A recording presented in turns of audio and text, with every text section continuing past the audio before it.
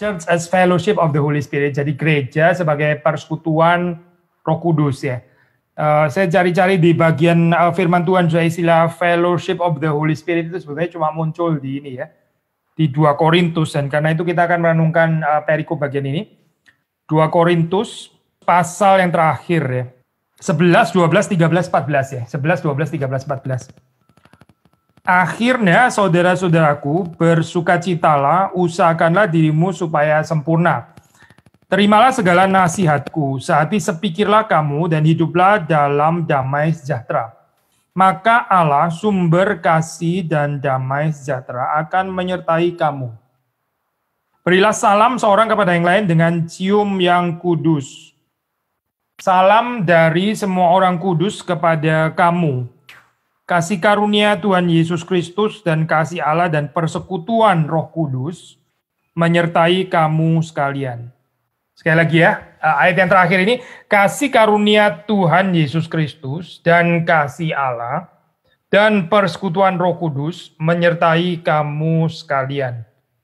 Demikian pembacaan firman Tuhan, mari kita masuk dalam doa. Tuhan, berkatilah perenungan pada sore hari ini. Sekali lagi Engkau memberkati kami, memberkati baik hamba-Mu, setiap orang yang mendengarkan dan merenungkan firman Tuhan. Bersama-sama kami rindu bukan hanya jemaat Korintus, tapi kami pun juga mendapatkan berkat dari Tuhan, dari Allah Tritunggal. Engkau memimpin kami untuk sungguh-sungguh mengerti dan bisa memaknai atau menerima makna yang Tuhan berikan bagi komunitas kami, bagi gereja kami sebagai persekutuan Roh Kudus. Kami berdoa supaya Tuhan yang memimpin perenungan firman Tuhan dari awal sampai dengan akhir. Terima kasih Tuhan, kami juga menyerahkan untuk semua urusan connection di dalam tangan Tuhan. Karena kami berharap supaya semua bisa berjalan dengan baik dan Tuhan yang berbelas kasihan. Demi Yesus Kristus kami berdoa, kami mohon. Amin.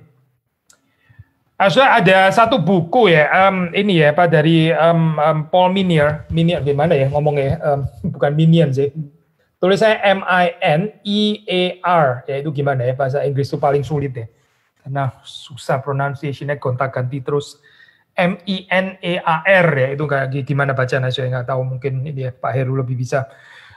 Dia tulis tentang images of the church in the New Testament. Jadi ada ya puluhan gitu ya, kalau nggak salah 80-90 gitu kira-kira images, dan ada images yang apa ini namanya major images, ada yang minor images ya.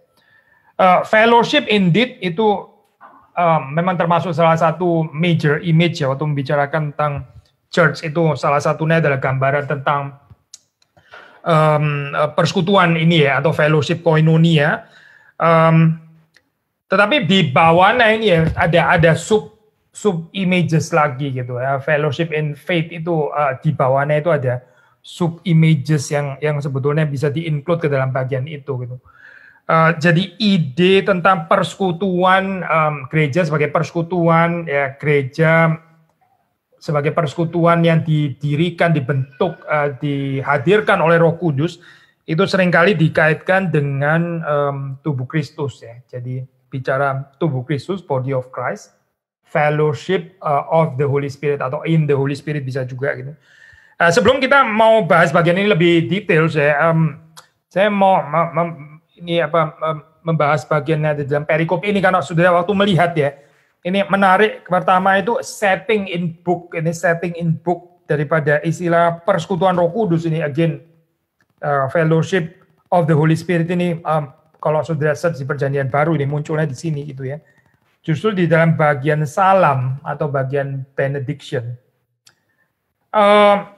Ya orang mungkin akan langsung melihat di sini, oh ya ini adalah Trinitarian ya gitu ya, Trinitarian blessing, kasih karunia Tuhan Yesus Kristus, kasih Allah dan persekutuan Roh Kudus ya.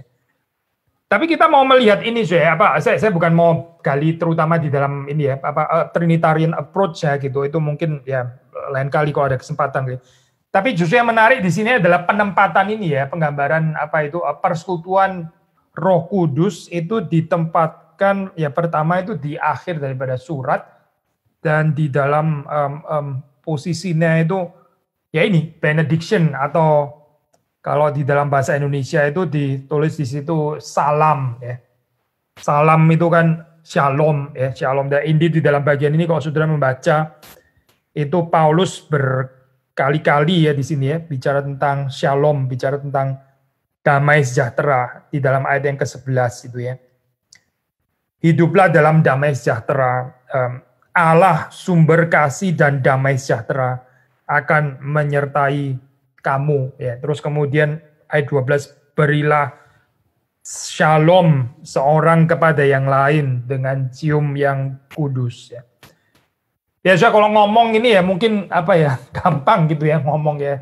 Shalom, salam, damai sejahtera, peace be unto you dan sebagainya gitu. Tapi seperti saudara tahu, ini salah satu profil teologis daripada Second Corinthians ini adalah Paulus itu dicurigai kerasulannya gitu. Sekali lagi ya, saya Paulus itu dipertanyakan sebetulnya ini kerasulannya ini legitim atau tidak sih ya. Sebetulnya ini dia ini benar-benar hamba Tuhan atau tidak.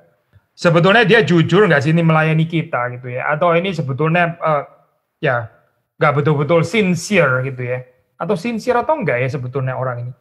Sulit tuh saya ini apa di dalam keadaan seperti itu ya, di questioning ya, dipertanyakan oleh orang-orang yang dia layani, tapi Paulus mengatakan kalimat ini, kalimat shalom. Kita percaya saya orang yang bisa mengatakan kalimat seperti ini pasti dia sendiri berada di dalam damai sejahtera ya. Kalau Paulus sendiri nggak ada di dalam damai sejahtera, dia nggak akan mengatakan kalimat seperti ini. Kalau Paulus adalah seseorang yang dikuasai oleh egonya sendiri, ya, di dalam keadaan pertanyaan itu ya, keraguan-raguan, bahkan kecurigaan dan sebagainya. Ya, dia bisa saja terus bahkan sampai kepada akhir suratnya itu terus bicara dengan keras gitu ya, dan mengingatkan mereka, menantang mereka balik. Kamu sendiri memangnya siapa gitu, berani-beraninya tanya saya, padahal saya betul-betul diutus oleh Tuhan dan seterusnya dan seterusnya. Mungkin ya bisa saja saya berbicara kalimat itu, tapi sudah melihat di sini dalam akhir daripada suratnya ya. Akhirnya saudara-saudaraku bersukacitalah, bersukacitalah. Usahakan dirimu supaya sempurna ya.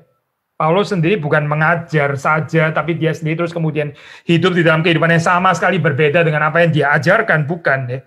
Tapi saudara bisa melihat dari perkataan seperti ini saja di dalam keadaan orang yang dicurigai, dipertanyakan kerasulannya, otoritasnya dan sebagainya. Saudara bisa melihat kematangan rohani di dalam sikap daripada Paulus. At least kita baca di dalam bagian akhir daripada surat ini. Gitu.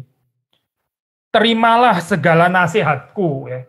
Dia nggak menjadi minder, dia nggak menjadi apa ya, karena dia nggak dihargai otoritasnya, terus dia jadi kecil hati ya, discourage atau ya apalagi sakit hati dan sebagainya gitu. Tapi dia tetap mengatakan kalimat ini juga dengan otoritas ya.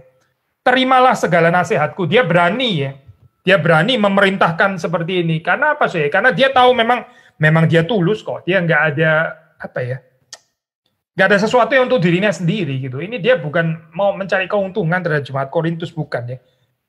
Ini bukan sama sekali bukan tentang Paulus gitu, tapi ini demi kebaikan mereka. Karena itu dia berani mengatakan kalimat ini, terimalah segala nasihatku ya. Sehati sepikirlah kamu, hiduplah dalam damai sejahtera dan seterusnya dan seterusnya. Maksudnya begini saya, sebelum kita membicarakan gereja sebagai persekutuan Roh Kudus ya, seperti biasa kita mengatakan saudara jangan lupa ini ya, range of meanings yang ada di dalam istilah itu, fellowship of the Holy Spirit itu sebetulnya range of meanings-nya apa gitu.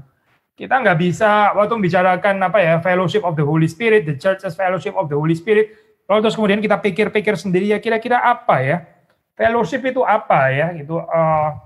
Lalu ya fellowship of the Holy Spirit itu kira-kira artinya apa? Sebenarnya kalau kita mau tahu artinya sudah baca saja di dalam ini ya, ayat 11, 12, 13, 14. Gereja itu adalah persekutuan Roh Kudus ya, karena ini adalah komunitas orang-orang yang bersukacita, yang mengusahakan dirinya itu sempurna, yang menerima nasihat daripada hamba-hamba Tuhan, yang sehati sepikir, yang hidup di dalam damai sejahtera ya. Reconciled ya, hidup di dalam apa ini ya, di dalam lawan katanya itu ya konflik gitu ya. Bukan hidup di dalam konflik, bukan hidup di dalam ketegangan, tapi juga bukan dingin ya, bukan indifferent, tapi ini hidup sehati sepikir. Sehati sepikir. Saya nggak tahu ya, ini saya reading too much atau enggak, tapi mungkin bukan kebetulan di sini ya dikaitkan dengan Tritunggal, berkat Tritunggal. Tritunggal itu kita tahu tiga pribadi yang sungguh-sungguh berbeda ya. Bukan seemingly atau apparently berbeda, memang sungguh-sungguh berbeda ya. Bapa itu dibedakan dari anak, anak dibedakan dari Roh Kudus ya. Kita nggak boleh confuse ketiga pribadi yang sungguh-sungguh berbeda. Ya. Tapi kita juga membaca di dalam pengajaran ortodoks ya, Bapa, Anak, dan Roh Kudus itu satu pikiran ya, bukan tiga pikiran. Bukan tiga self consciousnesses gitu ya, bukan, tapi satu di dalam hal ini ya, satu pikiran.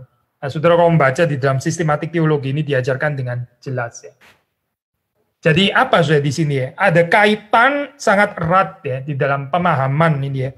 Trinitarian blessing ini ya, dengan apa yang dikatakan Paulus sebelumnya itu, sehati sepikir, seperti Allah Tritunggal, sepikiran, bukan tiga pikiran tapi satu pikiran. Kalau Tritunggal kita tiga pikiran sih, ini Paulus bicara sepikir ini dasarnya apa? Gak ada dasarnya sih. Lalu orang juga bisa tanya, kenapa saya mesti sepikir sama orang lain gitu? Tritunggal sendiri aja nggak sepikir, misalnya gitu ya. Tritunggal saja tiga pikiran. Lah kenapa saya mesti sepikiran dengan yang lain gitu? Saya boleh dong beda-beda pikiran di dalam pengertian hal ini ya. Beda pribadi itu bukan berarti beda pikiran. Sekali lagi ya saya. Beda pribadi itu bukan berarti beda hati ya. Arah hatinya banyak, hati itu sehati saja gitu. Pikiran itu sepikiran saja. Ya ini bicara tentang kesatuan di dalam hal ini ya. Sehati sepikirlah kamu hidup dalam damai sejahtera. Maka Allah sumber kasih dan damai sejahtera akan menyertai kamu. Tadi saya bilang ini ya, saya ini menarik waktu kita search istilah persekutuan Roh Kudus, fellowship of the Holy Spirit itu ketemunya justru di dalam bagian ini ya, bagian apa itu benediction atau blessing gitu ya. Ini saya nggak tahu saudara view terhadap blessing itu bagaimana gitu ya. Harap sih bukan jadi ritual kosong gitu. Anyway, sudah beberapa minggu ini kan Pak Jetro kan terus mengingatkan kita tentang ini ya Pak. Dalamnya meaning arti daripada liturgi di dalam ibadah kita gitu ya. Ini bukan cuma sekedar flow biasa gitu, tapi ini sesuatu yang sebetulnya membentuk kita ya secara habitual dan ya menjadi narasi di dalam kehidupan kita ya. Saya hari ini mengambil satu saja, itu benediction gitu ya. Itu bukan cuma ya mensinyalir atau memberikan alarm bahwa kebaktian akan segera berakhir saudara-saudara. Jadi ini sudah sampai kepada salam, sudah sampai kepada benediction ya. Yang lapar tunggu beberapa menit lagi, setelah itu boleh langsung keluar daripada ruangan gitu misalnya ya. Pasti bukan low view seperti itu ya, tapi di dalam pengertian apa sih ya tempatnya benediction gitu. Mengapa perlu benediction? Lalu waktu kita merenungkan ini ya the Church and the Fellowship of the Holy Spirit di dalam setting in book benediction itu artinya apa gitu. Saya baca sekali lagi ya. Kasih karunia Tuhan Yesus Kristus dan kasih Allah dan persekutuan Roh Kudus menyertai kamu sekalian. Berarti ini ya saya image atau realita ya. Gereja sebagai persekutuan Roh Kudus itu realita ini adalah realita yang terjadi karena Tuhan itu memberikan berkatnya kepada kita. Sekali lagi ya, saya. Realita gereja sebagai persekutuan Roh Kudus ya, persekutuan orang-orang kudus boleh juga sih ngomong kalimat itu communion of the saints itu apa namanya? Pengakuan iman rasuli ya. Tapi di sini yang kita bahas adalah gereja sebagai persekutuan Roh Kudus itu adalah satu realita yang diberikan oleh Allah yang memberkati. Maksudnya apa sih? Yang memberkati Allah yang memberkati. Ya ini adalah pemberian daripada Tuhan, ya. Bukan sesuatu yang kita usahakan gitu, bukan sesuatu yang self-made, bukan sesuatu yang kita raih dengan kekuatan kita sendiri, tapi merupakan pemberian Tuhan, merupakan berkat Tuhan. Sama ya, seperti waktu saudara di akhir daripada ini kebaktian itu kan ya. kita benediction, Trinitarian blessing, meskipun kita jarang ya pakai apa ini, bukan nggak pernah sih, tapi jarang ya, jarang sekali. Kita lebih banyak pakai apa ini. Kalau di Gary Kelapa Gading kan kita pakai Aaron's blessing itu ya, yang dari ini apa, dari perjanjian lama gitu. Tapi ini juga bisa waktu kita menggunakan ini ya, Pak, ini sebagai Trinitarian blessing. Gitu. Apa gitu artinya gitu?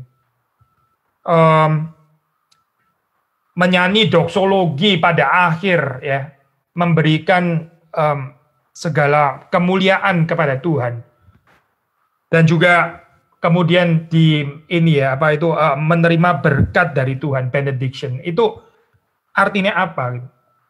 Jadi kita melihat di sini ya saya di dalam ibadah kita ya, ini conclude bagian terakhir itu kan ya, doksologi benediction. Di dalam hal ini saya kita melihat pada akhirnya seluruh cerita, seluruh narasi daripada ibadah kita itu adalah bukan kita ya yang datang mempersembahkan kepada Tuhan, terutama meskipun aspek itu adalah juga termasuk di dalam aspek ibadah ya. Tapi sekali lagi bahwa di dalam ibadah itu sebetulnya kita sedang menerima berkat dari Tuhan. Dan itu ditegaskan sekali lagi saya di dalam benediction. Apalagi kita di dalam reform teologi saya, kita nggak berpikir karena saya sudah mempersembahkan gitu ya, apalah mempersembahkan pujian, menaikkan doa atau sebagai persembahan saya kepada Tuhan, maka Tuhan membalas dengan berkatnya. Itu kan agak alien ya, saya berpikir seperti itu di dalam frame teologi reform kan agak asing ya, saya berpikir seperti itu. Sudah nangkep kan maksud saya kan? Ini bukan karena kita mempersembahkan sesuatu kepada Tuhan ya. Apakah itu doa, pujian atau apa ya, pelayanan kita, maka Tuhan membalasnya dengan berkat gitu ya. Tuhan sih memang selalu membalas dan dia nggak pernah berutang. Itu poin sih betul, itu poin yang benar. Tapi saya pikir penafsirannya bukan ke sana. Benediction itu bukan dimengerti sebagai balasan Tuhan terhadap korban kita yang sudah kita persembahkan kepada Tuhan, kita naikkan kepada Tuhan, maka Tuhan membalasnya dengan berkat. Bukan itu kali tafsirannya saya. Itu sekali lagi ya. Kalau kita pahami di dalam teologi reform ini sebetulnya agak sedikit janggal sih berpikir seperti itu. Tapi kita bisa tafsir dalam pengertian ya seluruhnya itu bahkan dari awal sampai akhir, mulai dari undangan untuk beribadah, mulai dari votum ya, mulai dari apa ya saudara itu bisa menyanyi pun ya, bisa menyanyi dan nggak dilarang menyanyi ya. By the way saya di negara-negara tertentu sampai sekarang masih dilarang menyanyi. Jadi kalau kebaktian nggak boleh menyanyi. Tapi di Indonesia boleh menyanyi meskipun harus tetap pakai masker gitu ya. Saudara bisa menyanyi itu pun ya. Lalu saudara bisa berdoa, saudara bisa mendengarkan firman Tuhan dan sebagainya. Itu semuanya kita bisa mengerti di dalam hal ini ya. Itu berkat yang Tuhan berikan kepada manusia. Jadi waktu terakhir ya kita menaikkan doksologi. Kita mengakui ini bahwa the whole ibadah ini ya, keseluruhan ibadah ini adalah berkat Tuhan yang dicurahkan dari atas ke bawah. Bukan saya mencurahkan berkat ke atas bagi Tuhan gitu ya, bukan saya yang bless the Lord, meskipun bless the Lord ya ada sih istilah itu ya, we bless the Lord di dalam pengertian apa ya, lawan katanya itu kita bukan menghujat nama Tuhan, tapi kita we bless the Lord gitu ya, kita ini mempermuliakan nama Tuhan gitu. Tapi yang ditekankan di sini adalah Tuhan yang memberkati kita. Gitu.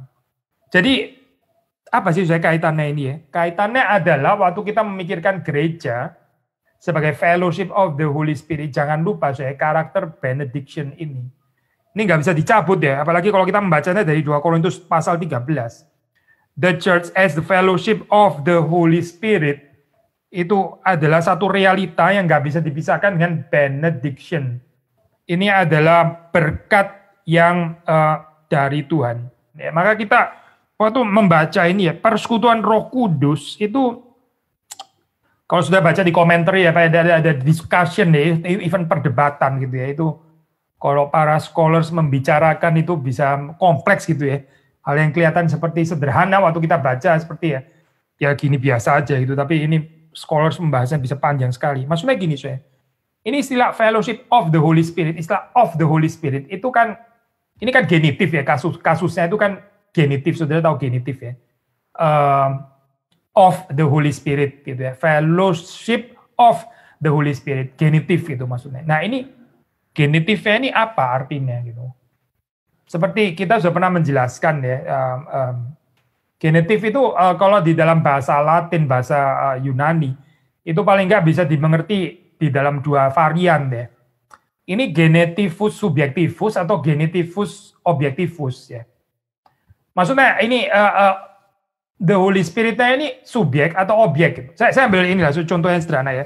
Sudah tahu istilah amor Dei ya, love of God. Amor Dei bahasa Latin deh. Itu kan bisa diterjemahkan again Dei-nya itu kan juga genitif ya. Love of God itu bisa diterjemahkan Dei-nya di dalam pengertian ini subjektivus ya. Maksudnya the love of God in the sense of love yang dari Tuhan gitu, yang dari Allah. Nah, kebiasa ya. Love of God itu maksudnya kasihnya Tuhan, Tuhan yang mengasihi. Gitu. Itu berarti of God-nya itu adalah subjektivus gitu. Tapi itu bukan satu-satunya arti, so ya. Kita juga bisa mengerti istilah amor Dei ya, amor Dei, kasih Tuhan atau kasih Allah itu Dei-nya itu di dalam pengertian objektivus ya, love of God in the sense of love to God gitu maksudnya. Jadi amor Dei itu adalah kasih kepada Allah gitu. Kasihnya siapa? Kasihnya manusia kepada Allah, makanya disebut amor Dei karena kasih itu ditujukan kepada Allah. Jadi di sini Allahnya itu adalah objek daripada yang dikasih itu ya. Either kita mengerti genitif subjektivus atau genitif objektivus gitu dalam hal ini ya. Dan ya kalau sudah baca komentar sih ada yang cenderung objektivus, ada yang cenderung subjektivus gitu ya. Tapi as usual mungkin jawaban yang benar adalah ini ya, dua-duanya gitu. Maksudnya kita pakai ini ya, pendekatan ini dua-duanya gitu. Fellowship of the Holy Spirit ya, itu kalau kita kaitkan di dalam setting in book tadi sebagai benediction ya, itu sangat cocok ya. Dalam arti apa sih?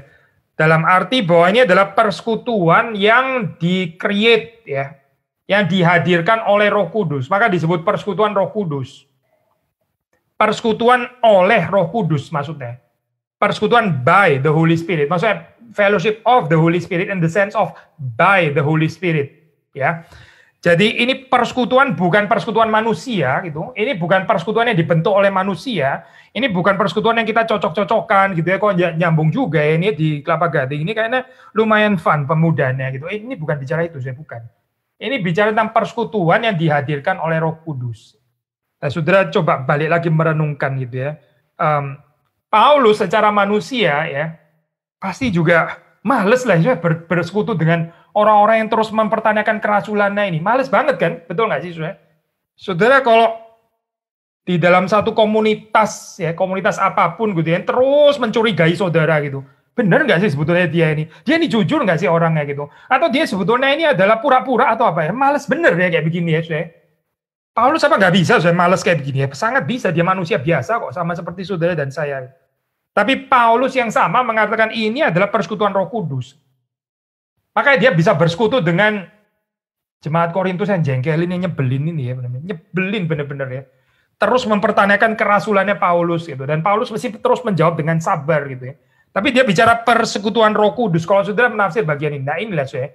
Ini memang bukan human fellowship gitu. Kalau bicara human fellowship ya males lah. Mendingan Paulus sama jemaat yang lain aja kali ya, mungkin lebih potensial atau apa ya, nggak banyak masalah. Seperti jemaat Korintus ini gitu. Tapi Tuhan mempercayakan jemaat ini ya kepada Paulus gitu. Seperti saudara juga dipercayakan orang-orang yang nggak tentu cocok dengan saudara gitu ya. Mungkin nyebelin juga seperti jemaat Korintus juga nyebelin Paulus gitu. Mungkin di sekeliling saudara juga ada orang-orang yang curiga dengan saudara gitu ya, seperti nggak betul-betul percaya dan keep questioning dan sebagainya gitu. Tapi the church as fellowship of the Holy Spirit ini maksudnya adalah ini bukan your atau my fellowship, bukan. Ini bukan fellowship of yours atau fellowship of mine, bukan. Ini adalah fellowship of the Holy Spirit. Tuhan yang mengendaki gitu. Ini adalah yang mendirikan, ini adalah Tuhan. Tuhan yang menghadirkan, ini adalah persekutuan oleh Roh Kudus, dan Roh Kudus itu memberikan kepada kita damai sejahtera itu tadi gitu. Bukan konflik, bukan ketegangan, tapi shalom. Tafsiran pertama saya, fellowship of the Holy Spirit. Tapi kita juga boleh include ini ya, kita boleh include bagian yang lain atau aspek ini, yaitu genetif objektivus ya, objektif genetif. Kalau objektif genetif itu artinya apa ya persekutuan Roh Kudus? Kalau kita bicara tadi subjektif genetif kan artinya ini berarti adalah apa fellowship yang created by the Holy Spirit gitu. Ini diciptakan, dihadirkan, diberikan ya. Yang Roh Kudus itu memberkatinya gitu kan ya. Ini tadi di dalam konteks benediction, makanya ini pas sekali gitu. Tapi kalau ditafsir di dalam objektif genetif jadi apa sih pengertiannya? Nah ini ya ada nuansa yang berbeda itu. Tapi nggak harus bertolak belakang ya. Ini bisa saling melengkapi. Ya artinya memang benar-benar berbeda. Yaitu artinya itu jadi persekutuan di dalam Roh Kudus. Ini berarti bicara partisipasi ya di dalam Roh Kudus dan bersamaan dengan itu ya tentu saja di dalam ini ya Pak karunia-karunia Roh Kudus. Sekali lagi saya persekutuan Roh Kudus kalau kita tafsir di dalam pengertian objektif genetif maka artinya itu adalah persekutuan yang membawa kita ya semakin dipersekutukan itu semakin dipersatukan di dalam Roh Kudus, di dalam Roh menjadi tadi ya sehati sepikir itu tadi. Karena ini adalah persekutuan Roh Kudus ya. Roh yang satu itu, ini bukan roh yang terpecah belah, bukan.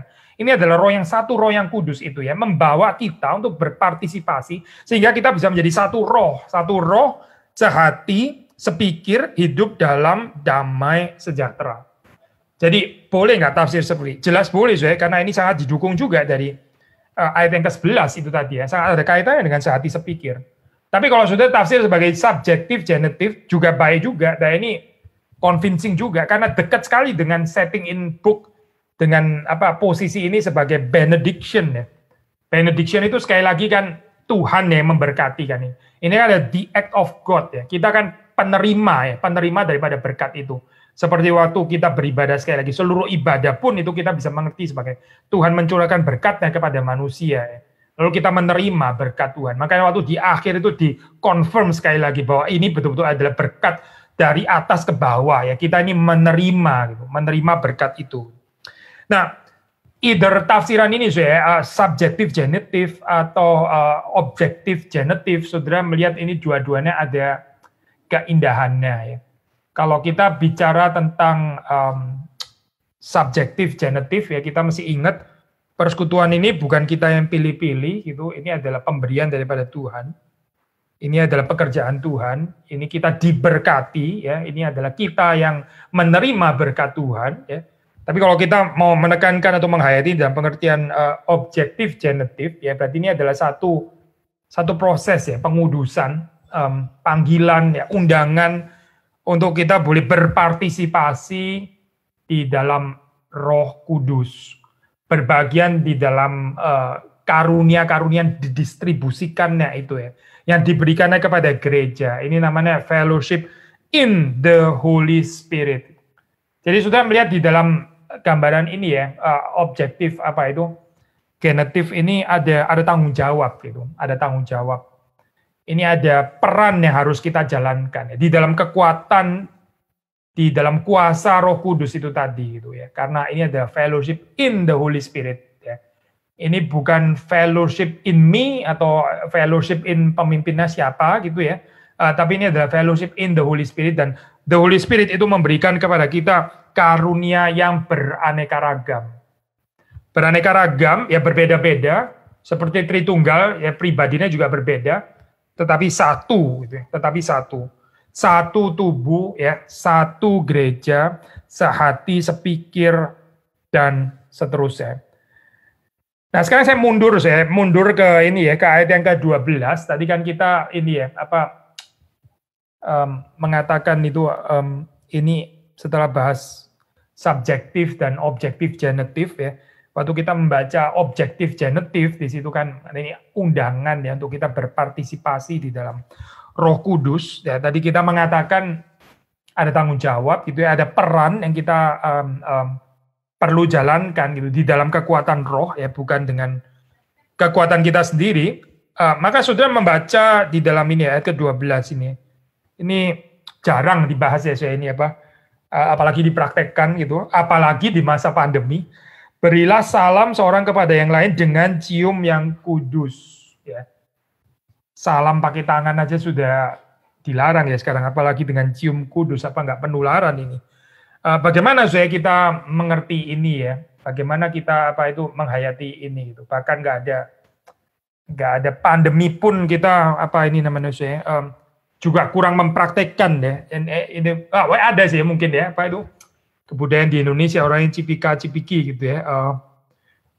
Kalau di Belanda itu cipika-cipiki itu mesti 3 kali saya sekarang lupa ya mana dulu. Kanan kiri kanan atau kiri kanan kiri gitu ya. Saya dulu waktu nggak ngerti cuma kanan dan kiri gitu ya. Kanan dan kiri ternyata kurang 1 gitu. Ulang lagi dari depan gitu ya. Kanan kiri kanan atau kiri kanan kiri lupa lah pokoknya mana itu. Mesti 3 kali saya. Kalau 2 kali itu kurang itu ini itu bukan ciuman ala Belanda gitu. Nah, di kebudayaan timur juga ada lah saya ini dan ini ya ini jemaat Korintus ya. Korintus ya. Masih ada juga budaya seperti ini ya. Terutama kepada di dalam kehidupan orang-orang percaya gitu. Ini salam itu disertai dengan ciuman kudus. Kenapa ada istilah kudus di dalam hal ini ya? Supaya orang nggak salah mengerti, supaya ini jangan kemudian dimengerti secara ini namanya ya, erotik lah atau apa gitu dalam pengertian yang manipulatif, abusive ya dan sebagainya. Pasti bukan itu. Makanya Paulus di sini menyertakan istilah cium kudus ya seorang kepada yang lain. But regardless kita ada kebudayaan ini atau tidak, saya pikir kita memang perlu mengontekstualisasikan ya bagian ini. Tapi begini saya saya ini ya baca ini satu komentari mengatakan kalimat seperti ini saya saya kutip ya. Jadi dia menyimpulkan setelah dia menjelaskan the key is that it must express mutual love in a tangible way. In a tangible way. Jadi poinnya itu adalah kita sesama orang percaya itu mesti mengekspresikan kehidupan yang saling mengasihi itu ya di dalam cara ya, di dalam bentuk ya, di dalam jalan yang tangible, yang bukan cuma di dalam dunia ide gitu ya. Bukan cuma di dalam perenungan, tapi tangible, yang kelihatan, yang bisa dipegang, diraba, ya yang melibatkan sensory perception gitu. Jadi ini saya pikir poin yang indah gitu ya. Nah untuk jemaat Korintus ya, Paulus mengatakannya yaitu dengan ciuman kudus ya. Sekarang di dalam saat seperti ini ya, ini segala sesuatu serba online ya. Serba online gitu. Kita kalau nggak hati-hati ini kehidupan persekutuan kita ya bisa makin lama makin remote, makin ditarik daripada ini yang disebut oleh komentator ini ya, the so-called tangible way ini ya. Jadi Christian love ini bisa jadi nggak tangible lagi gitu. Kita merasa cukup dengan non bodily fellowship. Maksudnya yang kita mau katakan ini kalaupun saudara belum bisa hadir ya, jangan nggak mencari itu jangan nggak mencari ini ya, mutual love yang bisa diekspresikan di dalam tangible way itu tolong digumulkan gitu.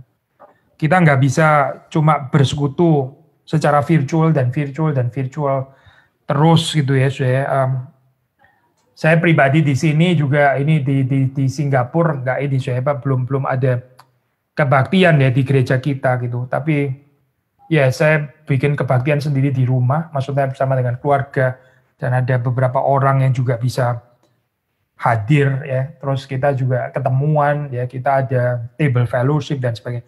Ini penting ya penting gitu. Karena kita ini bukan cuma soul tapi juga body.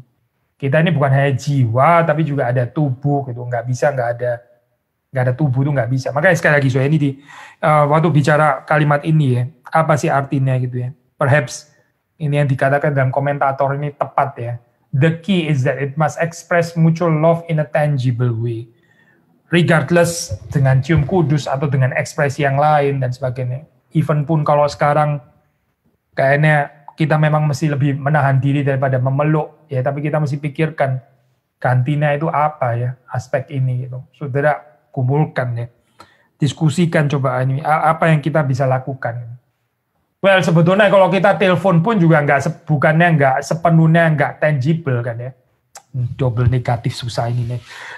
Waktu kita telepon gitu ya, itu kan waktu saudara telepon kan bisa dimengerti juga tangible kan. Saudara itu mendengar suara kan ya, meskipun bukan suara asli ya itu. Suara yang sudah lewat lewat jaringan-jaringan itu ya. Kalau saudara pakai gambar, saudara lihat juga gitu ya, ini mukanya, by the way saya di sini mukanya statis ya, muka foto semuanya ada yang nggak ada muka sama sekali, cuma tulisan nama, mirip seperti kayak di batu nisan, batu kuburan. Coba saya cari ini kesempatan-kesempatan seperti itu ya. Kalau bisa saudara ketemuan gitu ya, kalau mungkin tetap jaga kontak juga secara ini ya, bodily presence. I think itu something yang Christian gitu. Nah, Paulus mengatakan kalimat ini ya, waktu sudah membaca di dalam ayat yang kedua sebelum terakhir itu, atau ketiga sebelum terakhir ya. Berilah salam seorang kepada yang lain dengan cium yang kudus. Berilah salam, berilah ini ya damai sejahtera ya, shalom ya. Berikanlah damai sejahtera itu seorang kepada yang lain dengan ciuman yang kudus. Penghayatan hidup di dalam damai sejahtera itu sekali lagi ya, kalau boleh mengaitkan dengan komentator tadi itu ya, itu juga should be tangible gitu. Ini bukan the idea of reconciliation gitu ya, the idea of peace gitu, bukan the idea saya itu. Yesus itu adalah firman yang menjadi daging. Jadi ini tangible ya, ini tangible way.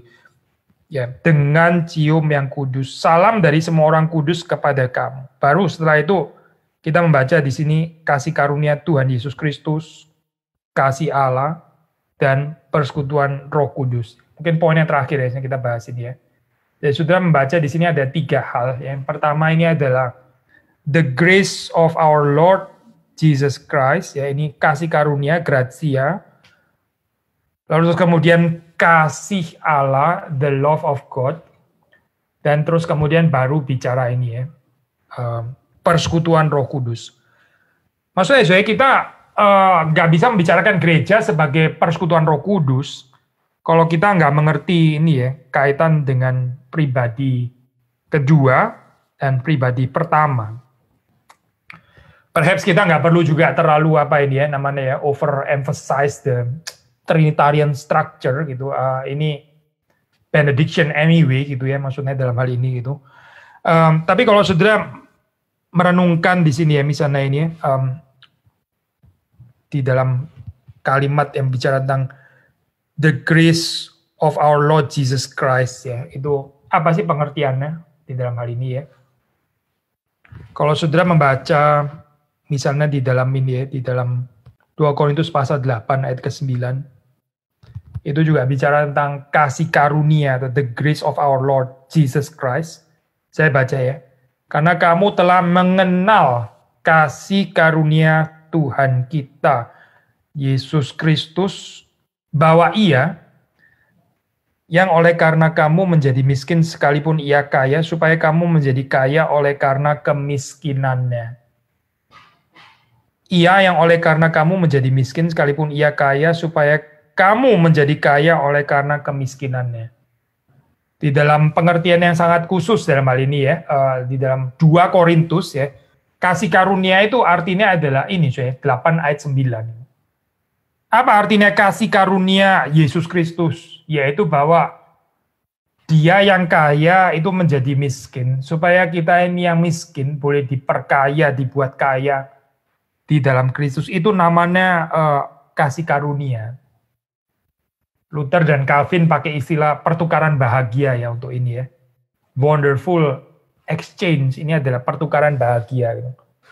Yesus yang kaya, Dia menjadi miskin, supaya kita yang miskin, yang bangkrut rohani, kita diperkaya di dalam Kristus. Itu artinya grace of Christ. Jadi apa sih kalau kita mau merenungkan bagian ini kaitannya dengan persekutuan Roh Kudus ya, persekutuan Roh Kudus, persekutuan yang created by the Holy Spirit ya. Ya ini nggak bisa tidak, kita mesti bicara kristologi ya, di dalam pengertian yang sangat pointed, yang sangat katakanlah sempit ini ya pengertiannya ya, maksudnya in a narrow sense, yaitu bahwa Yesus Kristus yang nggak seharusnya ya dia menjadi miskin gitu, tapi dia menjadi miskin karena kita, supaya melalui kemiskinannya ya kita dijumpai di dalam kemiskinan kita, lalu dia boleh membawa kita untuk menikmati kekayaan yang ada di dalam Kristus. Kristus sendiri adalah kekayaan itu. Kita nggak bisa menghayati gereja sebagai persekutuan Roh Kudus tanpa aspek ini, nggak bisa gitu. Sekali lagi ya, gereja sebagai persekutuan Roh Kudus itu sangat erat kaitannya dengan 2 Korintus 8 ayat 9. Dan inilah juga yang dihidupi oleh Paulus ya. Ini betul-betul nyata di dalam kehidupan Paulus ya. Saudara jangan mengerti kaya, miskin kaya cuma melulu di dalam urusan materi ya, itu terlalu sempit. Itu termasuk pasti gitu ya, itu termasuk juga di dalamnya.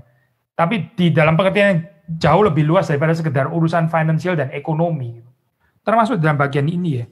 Paulus itu menjadi miskin seperti Kristus dalam hal apa? Ya ini dicurigai, dihina-hina gitu ya, di questioning, nggak dipercaya dan sebagainya. Gitu. Itu Paulus menjadi miskin. Tapi dia tetap sabar ya, dia rela untuk mengalami itu semua supaya dia boleh dia boleh memperkaya kehidupan jemaat di Korintus.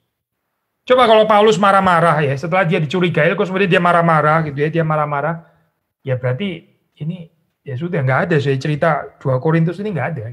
Mungkin Paulus even nggak usah nanggapin kali ya, jemaat yang kurang ajar seperti ini sama Rasul Paulus gitu ya, terus ya sudah nggak ada berarti ini tulisan 2 Korintus jadi nggak ada dan kita nggak bisa belajar apa-apa. Ya kita melihat di dalam kehidupan Paulus itu ada kehidupan Kristus ya, karena seperti Kristus, Paulus pun juga rela menjadi miskin ya, supaya apa? Supaya kehidupan jemaat Korintus itu diperkaya di dalam Kristus.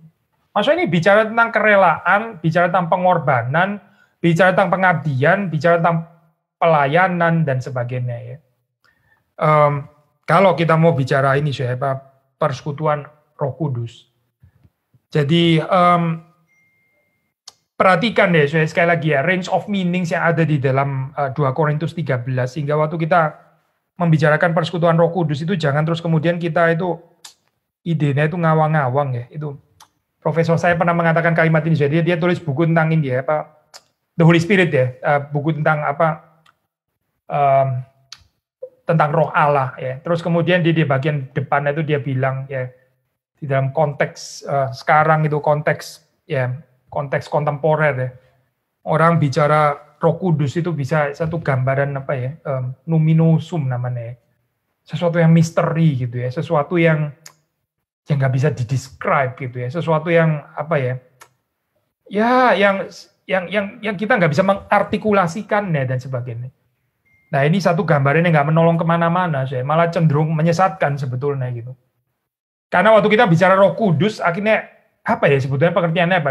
Kita bicara persekutuan Roh Kudus, tapi terus kemudian kita tafsir sendiri, kita kasih makna sendiri dan sebagainya. Tapi kalau sudah mempelajari firman Tuhan, sebetulnya gambaran itu sangat jelas itu. Saya bukan mengatakan nggak ada misteri sama sekali, bukan ya. Selalu ada bagian yang kita belum selesai menggali, pasti selalu ada gitu. Tapi kalau sudah melihat di situ Roh Kudus kaitannya dengan Yesus Kristus, ya, penuh dengan kasih karunia.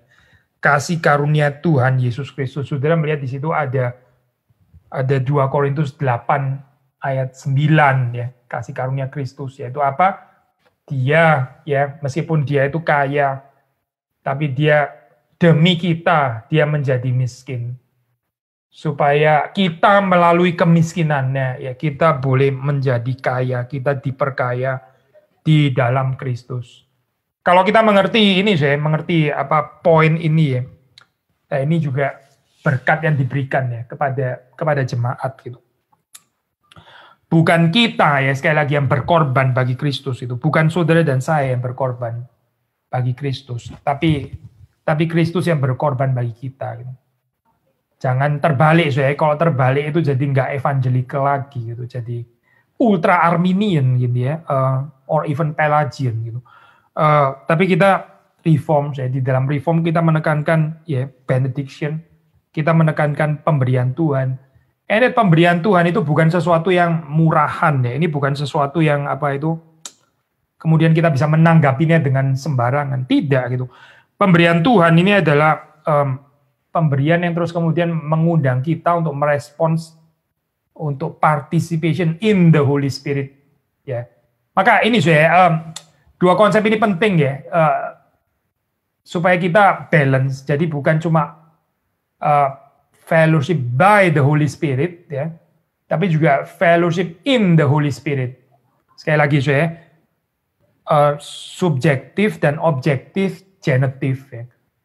Ini adalah persekutuan oleh Roh Kudus, ya, persekutuan yang didirikan oleh Roh Kudus, tapi juga adalah persekutuan yang mengundang kita untuk berbagian, berpartisipasi di dalam Roh Kudus dan his many spiritual gifts, karunia-karunianya yang didistribusikan kepada jemaatnya, yang juga membawa kita ya untuk boleh menjalankannya ya, untuk setia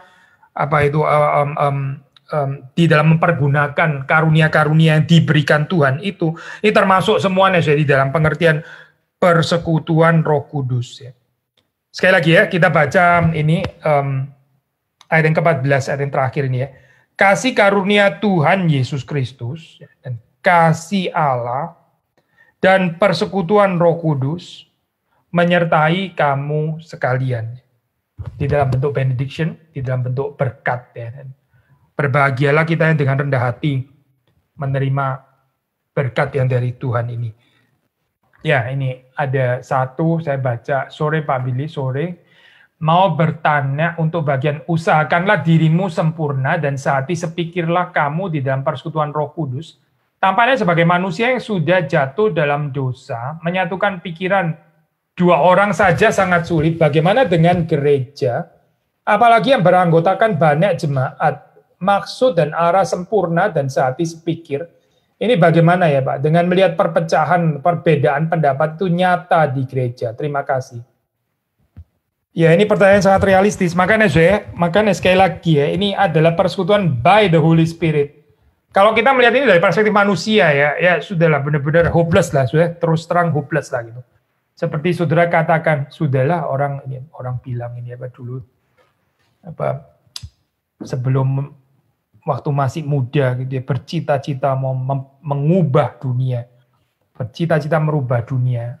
Setelah nikah baru sadar merubah channel TV aja repot gitu ya, nggak bisa sehati sepikir sama ini, sama istri, sama suami gitu ya, merubah dunia apalagi.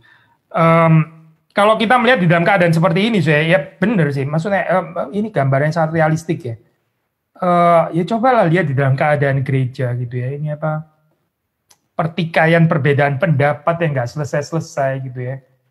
Tapi apakah kita mau menghidupi ini agnostisisme seperti ini, skeptisisme seperti ini gitu? Apakah itu narasi kita gitu? Atau kita percaya ya ini persekutuan Roh Kudus ini? Kita percaya nggak ini ada Roh Kudus yang Maha Kuasa ya, yang bisa menghadirkan persekutuan ya. Persekutuannya bukan persekutuan saudara dan saya, bukan persekutuannya dia gitu, persekutuan Roh Kudus. Persekutuan yang didirikan dan dihadirkan oleh Roh Kudus. Ya, kalau kita percaya, ya kita bisa mencicipi ini, despite ya masih imperfect, broken dan sebagainya. Makanya Paulus terus mengatakan kalimat ini ya, usahakanlah dirimu sempurna gitu, sehati sepikir. Kita waktu ini ya masih merenungkan kalimat ini ya, sehati sepikir, kita bisa menanggapi kita ini sudah belum ya sehati sepikir ini, kita sudah atau belum sehati sepikir ini. Mungkin jawabannya yaitu jawaban formula eskatologis itu, already but not yet gitu ya. Kalau dibilang sepenuhnya belum, kayaknya salah juga gitu ya. Masa kita nggak ada sepikirnya sama sekali gitu? Masa kita ini isinya gereja cuma pertikaian demi pertikaian gitu, kok negatif sekali ya? Kita nggak melihat ada keindahan persekutuan di sanakah gitu ya? Ini pandangan terlalu negatif gitu. Jadi ada bagian sudah loh, sehati sepikir sudah belum? Kita bisa jawab sincerely sudah gitu. Tapi on the other hand kita juga bisa bilang memang belum sempurna gitu. Makanya ada kalimat sehati sepikirlah, karena ini ya memang masih belum sempurna. Makanya juga ada kalimat usahakanlah dirimu supaya sempurna. Ini bukan masalah belum atau tidak. Kalau belum nggak, kalau belum atau sudah. Kalau belum nggak ada sudahnya, kalau sudah nggak ada belumnya gitu. Bukan, tapi seperti di dalam eskatologi kita sekali lagi ya, already and not yet gitu. Waktu saudara terlalu kecewa ya, waktu saudara terlalu pesimis, lihatlah aspek already supaya kita ada penghiburan gitu loh. Bukan nggak ada sepenuhnya gitu. Tapi waktu kita mulai terlalu euforia, ya tahu euforia, ya, mulai apa ya euforia.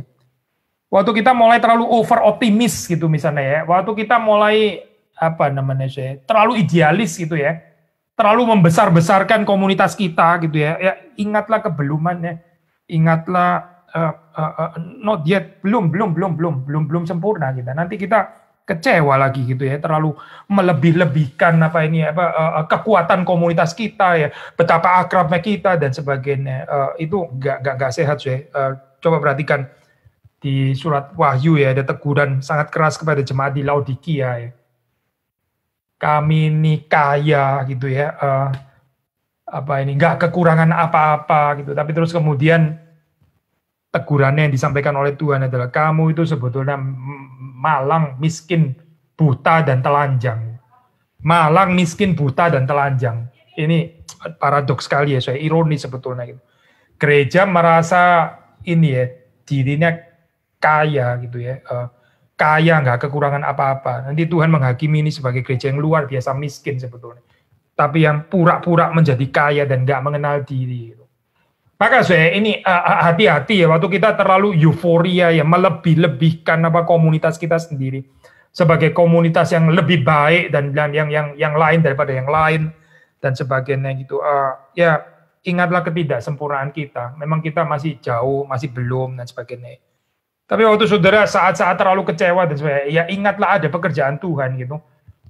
Bukan nggak ada sama sekali pekerjaan Tuhan. I think dialektis seperti ini nih penting ya saya di dalam kita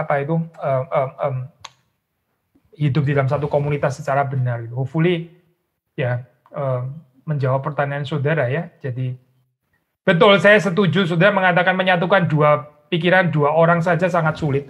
Ini sangat realistis saudara bilang kalimat seperti ini ya, tapi bukan nggak ada pengharapan gitu. Makanya ini adalah fellowship of the Holy Spirit. Bukan saudara dan saya yang menjadi satu pikirannya, tapi Roh Kudus yang akan membawa kita ke sana. Pak Billy, apakah ayat 11 itu adalah aplikasi dari fellowship of the Holy Spirit? Betul, saudara bisa kaitkan itu 14 dengan 11 ya, ini satu bagian gitu ya. Aplikasi daripada fellowship of the Holy Spirit, yaitu ini adalah persekutuan yang bersukacita ya, sukacita sebagai berkat yang diberikan itu. Bukan berusaha bersukacita sendiri dengan kekuatan sendiri. Bahkan waktu muncul istilah usahakan dirimu, gitu ya, itu nggak bisa dipisahkan dengan fellowship in atau by the Holy Spirit. Kenapa kita bisa mengusahakan diri kita sempurna? Ya karena ini ada di dalam fellowship of the Holy Spirit. Needless to say, kita nggak mungkin membaca seperti ini kan ya. Karena kita berhasil mengusahakan diri kita sempurna, maka Tuhan membalasnya dengan fellowship of the Holy Spirit. Kan nggak mungkin ya, saya baca kayak begini ini kan ngawur banget kan ya. Seperti siapa inisiatif di sini. Jadi tepat seperti saudara soroti di sini ya. Kita baca sebetulnya ini 14, ini menentukan 11 gitu.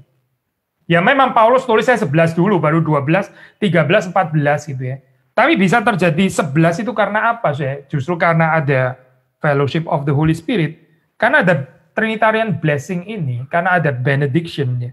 Karena ada kasih karunia Yesus Kristus yang rela menjadi miskin untuk memperkaya kita. Karena ada kasih Allah yang dicurahkan dalam hati kita. Karena ada persekutuan oleh Roh Kudus yang menyertai kita sekalian. Maka bersukacitalah, usahakanlah dirimu supaya sempurna. Terimalah segala nasihatku, sehati sepikirlah kamu, dan hiduplah dalam damai sejahtera. Dan seterusnya. Sekali lagi ya, mengulang, Paulus itu punya cukup alasan loh untuk ini ya. Untuk sakit hati gitu ya, untuk nggak ngomongan sama jemaat yang kurang ajar kayak begini. Tetapi dia tetap bisa merangkul seperti ini ya. Ini kalau bukan persekutuan yang dihadirkan oleh Roh Kudus, ini dari mana kekuatannya? Paulus dapat kekuatan dari mana saya bisa bicara kalimat seperti ini gitu. Sudah dicurigai, sudah dipertanyakan kerasulannya gitu ya, tapi dia masih bisa membicarakan kalimat seperti itu. By the way, saya mau bilangnya satu yang ketinggalan ya tadi ya, itu apa ini saya apa itu mungkin poin yang tadi saya lupa ya. Clement ya, saya Clement itu salah satu pemimpin dari Roman Church ya. Dia menulis juga kepada jemaat Korintus ya. Ini nggak masuk kanonisasi ya. Ini surat Clement, sudah tahu ada surat Clement ya, surat Clement yang pertama ya. Di situ dia memuji Paulus itu sebagai teladan gitu. Dia memuji Paulus sebagai teladan ya di dalam surat Clement pasal 5 ya. Lalu terus kemudian ada komentator mengatakan kalimat seperti ini ya, namanya Best dia bilang gitu. Saya kutip ya. He would hardly have done this unless Paul and his writing were held in honor in Corinth.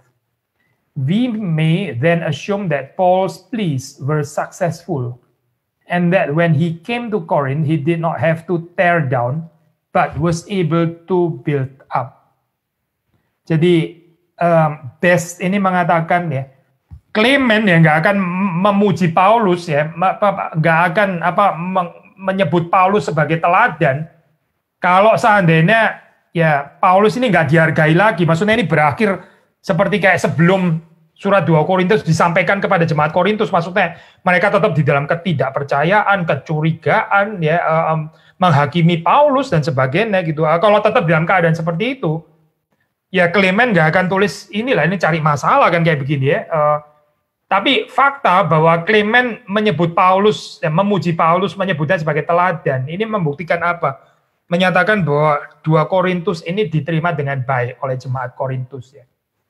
Jadi Paulus itu dengan kekuatan Roh Kudus bisa memenangkan jemaat ini gitu. Memenangkan jemaat ini dan mereka menghargai Paulus. Nah, kalau sudah baca misalnya di dalam ini ya, sebelum salam yang terakhir ini ya, ini ayat yang ke-10 ya. Saya baca ya. Maksudnya pasal 13. Itulah sebabnya sekali ini aku menulis kepada kamu ketika aku berjauhan dengan kamu, supaya bila aku berada di tengah-tengah kamu, aku tidak terpaksa bertindak keras menurut kuasa yang dianugerahkan Tuhan kepadaku untuk membangun, dan bukan untuk meruntuhkan. Maksudnya Paulus juga bisa punya kuasa Tuhan untuk meruntuhkan juga, meruntuhkan kecongkaan, meruntuhkan kekurang ajaran, ya, dan sebagainya. Ini boleh saja diruntuhkan gitu.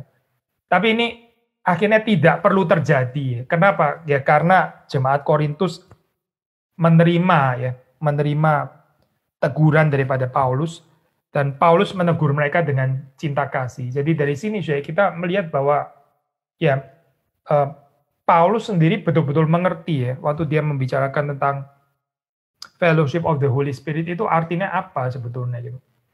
Dia sendiri adalah orang yang berpartisipasi di dalam fellowship in the Holy Spirit itu. Makanya dia bisa bilang kalimat-kalimat seperti ini ya. Dan powerful apa yang diajarkan itu betul-betul mengubah sikap hati daripada jemaat atau komunitas di Korintus ya. Ini yang ya bisa jadi perenungan kita juga. Hopefully kita juga bisa terus diubahkan oleh Tuhan.